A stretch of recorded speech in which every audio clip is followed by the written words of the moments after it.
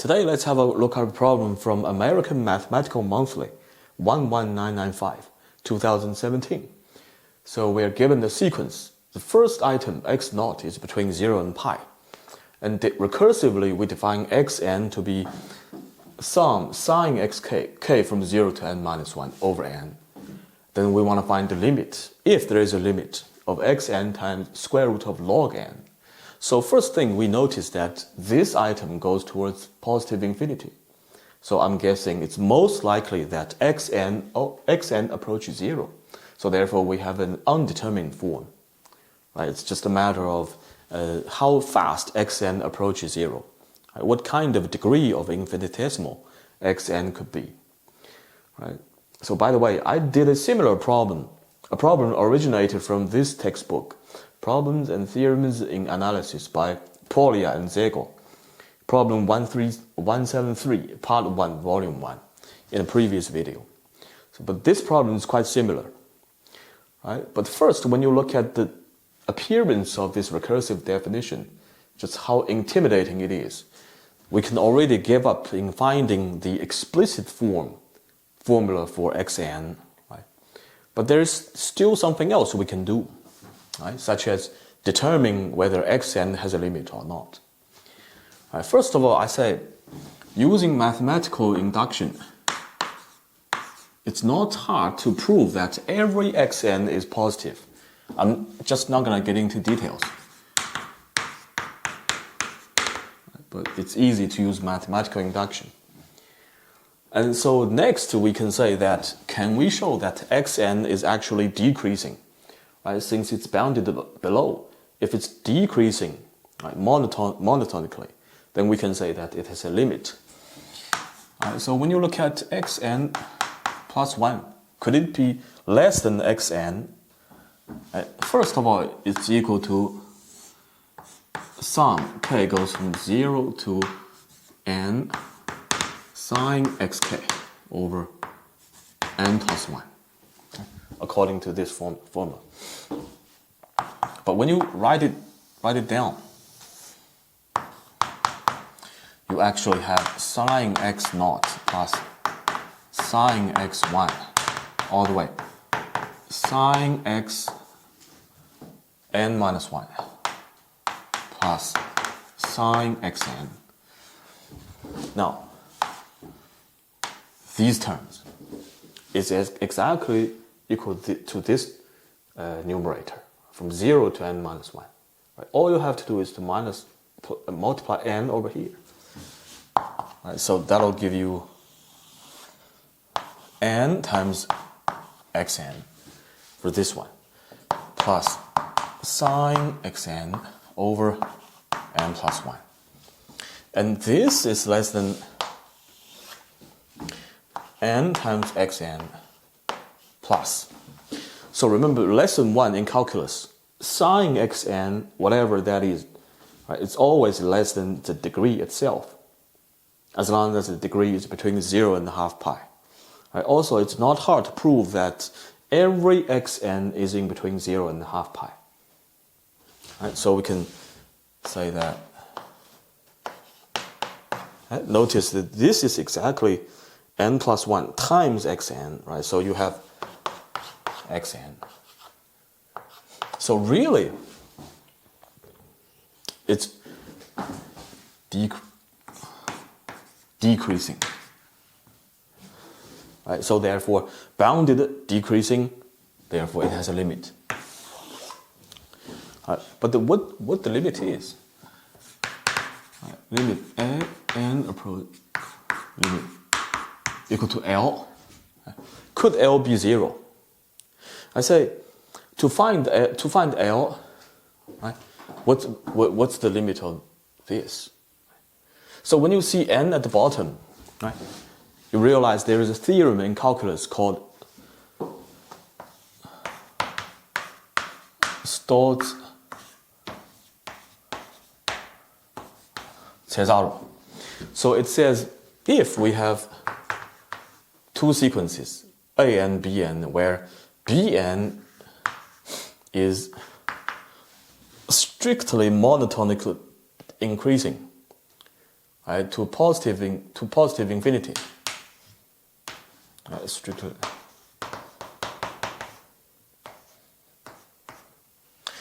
Then if the limit of an plus 1 minus an over bn plus 1 minus bn exists equal to L, then the original limit also exists.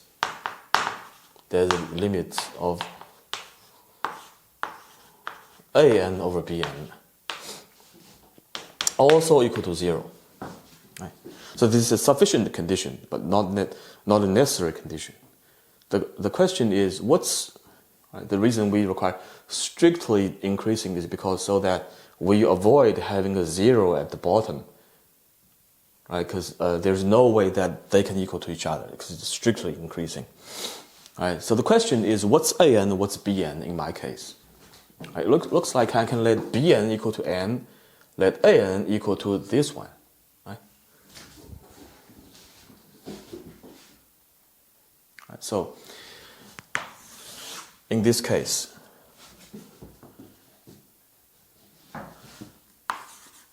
an equal k from 0 to n minus 1 sine sk. bn equal to n. Right? So therefore, the difference between these two right, should equal to bn, so minus n, right? An plus 1 minus an. Right? An plus 1 should k from 0 to n. Right? An is from 0 to n minus 1. Right? We can cancel out the majority of the terms and only left with the last term, which is sine xn. Right? Down the bottom we have 1. Okay. So if this limit exists, then the limit of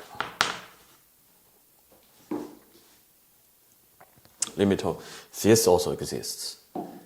Right? The limit of this over this, that is xn. Right?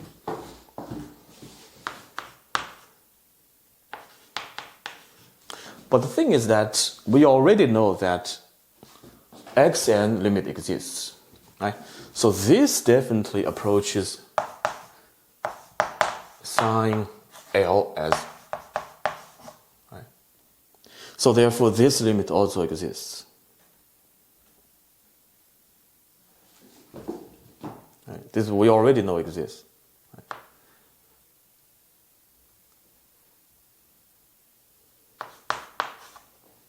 Right? So therefore, like I said, this limit is equal. So this limit should equal to this limit, that is this one. Right? So remember, unit circle. Right? So when do we have L equals sine L?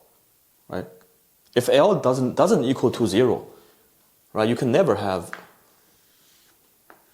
If it doesn't equal to 0, this angle that is this one, right, this curve, is always greater than this line, right? Unless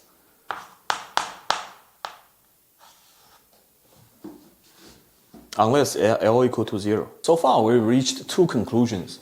First of all, I can rewrite xn in terms of xn plus 1 in terms of xn and n terms. And so second, we reached that limit of xn is actually equal to 0. Like I mentioned in the beginning of the video. Now we've really shown that the limit of xn is equal to 0. So now we have a 0 times positive infinity, undetermined form. So right now the question is that what kind of infinitesimal it is, right? What degree, what speed is it approaching 0? Right? To find out this one, right, we notice we have a sine function here. So maybe we can use Taylor expansion when it comes to approximation. Why we want a high level of accuracy, high level of approximation. Right? So here, let me just, I'll let xn equal to t. Remember, t approaches 0, right, as n approaches infinity. So now I can say that xn plus 1 must be equal to n times t plus sine of t over n plus 1. Right? I have a function of t. T nearby 0.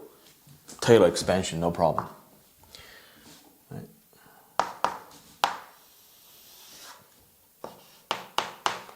Right.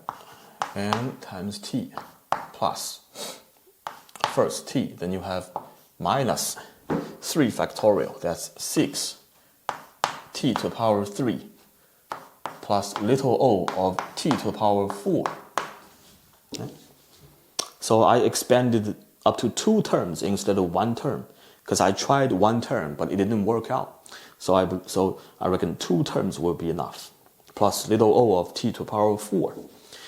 And so remember, the meaning of little o is that the whole thing represents a infinitesimal of higher order than t to the power 4. You can treat little o as some function in terms of t that's approaching 0. And that function may not be unique.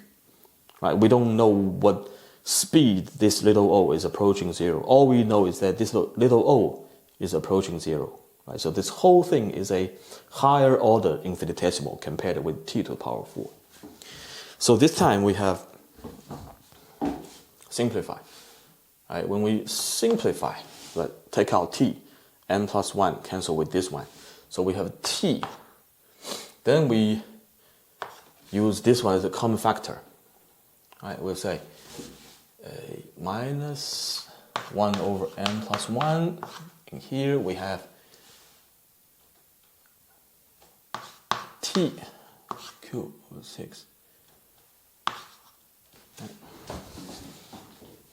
You have a minus, but you still have a plus. Doesn't matter, because it's little o.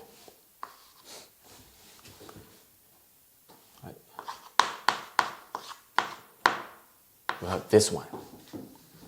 Okay. So now the question is that we want to find what? We want to find this limit. Right? Maybe we should square it first, then work out the original one. Right. When you square it, you have square term, xn squared. Right. So, first of all, let me see the design. So this square log n, right? What's its limit? So to find out this limit, I say I can rewrite it into log n over 1 over xn squared. It's the same thing. Right? Right, so again,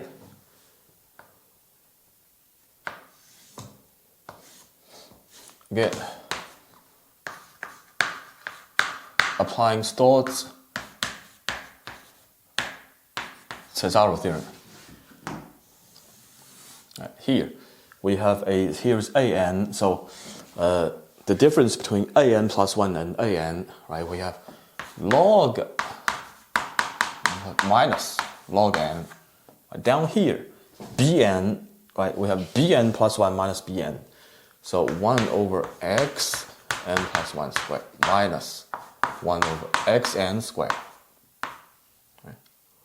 If this limit exists, then we can say this limit exists. Right? We can work out the original limit. Right? What's its limit? Right? Say log this divide over here. We have log 1 plus 1 over n. Right? N approaches infinity. Down here we have x n plus 1 squared, x n squared, x n squared, minus xn plus 1 squared. Right? So notice that we can replace this log with just 1 over n because this item is approaching 0. Remember, equivalent infinitesimal substitution. Right? We can always replace log with. Right? So we can just work out 1 over n at the top. Right, down here, maybe we'll just rewrite it into, flip it, right? This becomes top. This goes to the bottom. Right, we have this one. Okay, so here you notice that we have, this infinitesimal, or this approaches 0. We have this one limit is 0, limit is 0. You have 0 minus 0, so 0 over 0, undetermined, right? You have approaching 0, so we still cannot determine. So that's where the Taylor expansion comes into play, right? That's what it's, when it's powerful. So here, xn plus 1 equal to this one, right? What's xn plus 1 squared?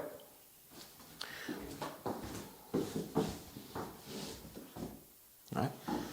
So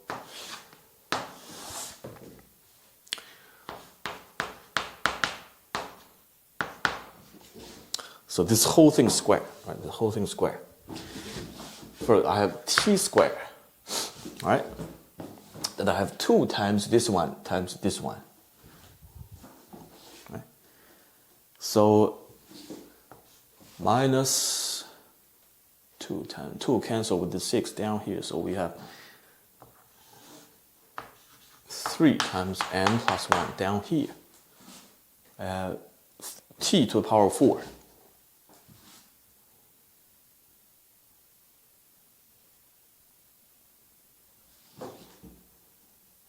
Yep, so t to the power 4.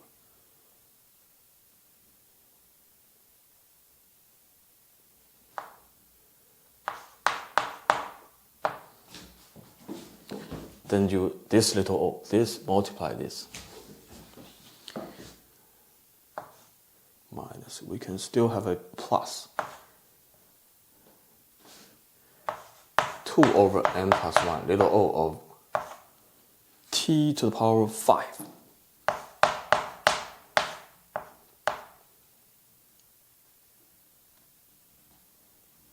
Right, t to the power 5. Okay, then you just square this thing, square this whole thing. But you don't have to square the entire thing, right? Especially you don't have to expand this one. Right? As soon as you square this whole thing, you realize that it's going to be, to the very high of a power, right? This power becomes 6, this power becomes, 8, right? But it's going to become a very, very small infinitesimal. Right? I say I can just use little o of t to the power of 5, right? Because it's already t to the power of 6, so it doesn't matter. So this one, right, square this one. I don't even need, all I need is, right? I don't even need the square. I can just get rid of this one, right? Because 1 over n plus 1 is still little o, right? Little o of t to the power of 5. This one doesn't matter. But this one and this one, right? I can just put them all into, just 1 over little o of t to the power of that. This one is not needed. In the same category, same level of degree of infinitesimal, right? Doesn't matter. Now, here's the thing. This one, right? So I immediately have, so when you multiply these two, what do we have? Right, xn squared is just t squared. Right? T squared multiplied by this thing. So t to the power 4 minus t to the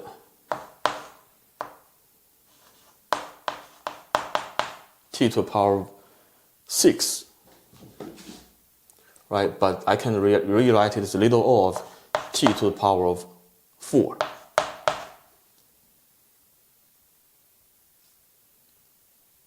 Right? T to the power of 6 is already a very small infinitesimal, right? I can definitely write it as little o of t to the power of 4, no problem.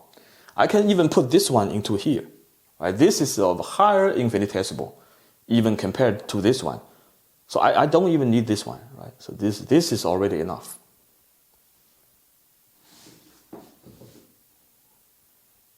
Right? Not to mention you multiply by t squared, right? So this can be ignored. Right? I just need these two terms. Right? Then down here,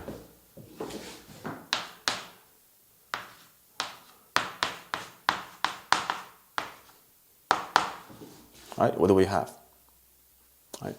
Meaning t squared minus, right, this term, that is this term, right, t squared minus this, right, t squared cancelled out, and so we only have t to the 4, 3, n plus 1, and plus little o t to the 5, t to the 4 doesn't matter. So I always keep this term 1 over n plus 1. I don't just ignore that. You will see why we need this term. We don't ignore that. So here, now I can, right, the top becomes this one.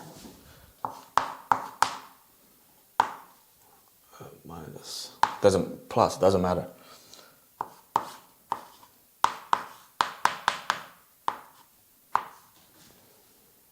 Little o t to the 4. Down here,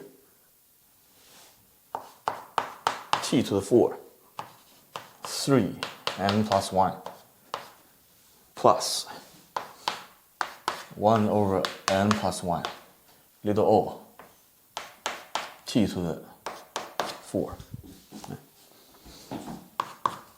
Now here I just divide both the top and bottom by t to the 4. Okay. We also multiply this n onto these ones. So we immediately have 1 plus this one. This one doesn't, little o of 1. This one also approaching 0. So maybe just little o of 1. Right? Already infinitesimal. So this divided by, so we have 1 over, I'm going to multiply this n into here. So n over 3, n plus 1. And n multiplied to here. N over n plus 1. Little o of 1. Right? Infinitesimal. Right? N over n plus 1 approaching 1. So this is infinitesimal, right? Approaching 0, approaching 0. This one approaching 1 over 3. Right? So approaching 3. Right? So that's the limit of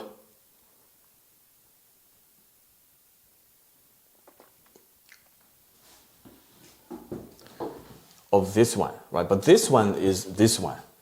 And this one is the limit of this one. an plus 1 minus an, bn plus 1 minus bn. So using Stott's theorem, right? It says as long as this limit exists, right, then this limit exists. Right? Also 3. Right? So in other words,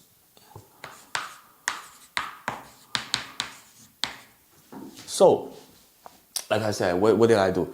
I squared this one, give me this one. So meaning this limit Square root of 3.